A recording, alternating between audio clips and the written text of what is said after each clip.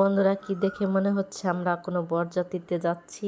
না বন্ধুরা, আমরা আমাদের এক আত্মীয়র বাড়ি সুন্নতে খাতনার দাওয়াত দিচ্ছে। প্রায় 35 কিলোমিটার দূর হবে, পদ্মা সেতু পার হয়ে যেতে হবে। তাই আমরা সহপরিবারে যাচ্ছি, তাই মাইকও ভাড়া করছি। ওই দেখেন, ওইখানে আবার আমার দেবর আর স্বামী বাইক নিয়ে বসে আছে আমাদের জন্য।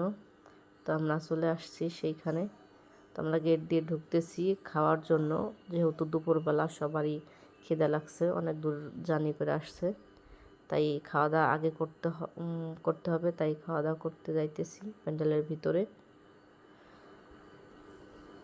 খাওয়ার মানটা অনেক ভালো ছিল, পোলাওটা অনেক সুন্দর হয়েছে। আমার ছেলে আর আমার শাশুড়ি এক জায়গায় বসছে, ওরা তো এত খাবার কিভাবে খাবে। আমার শাশুড়ি এবং আমার ছেলে এরা এই চিন্তায় পড়ে গেছে, এরা তো এত বেশি খাবার খায় না, তাই ভাবতেছে কেমনে এত খাবার খাবে। এই যে আমার ছেলে আর শাশুড়ি। তো গাইস, ভালোই এনজয় করলাম।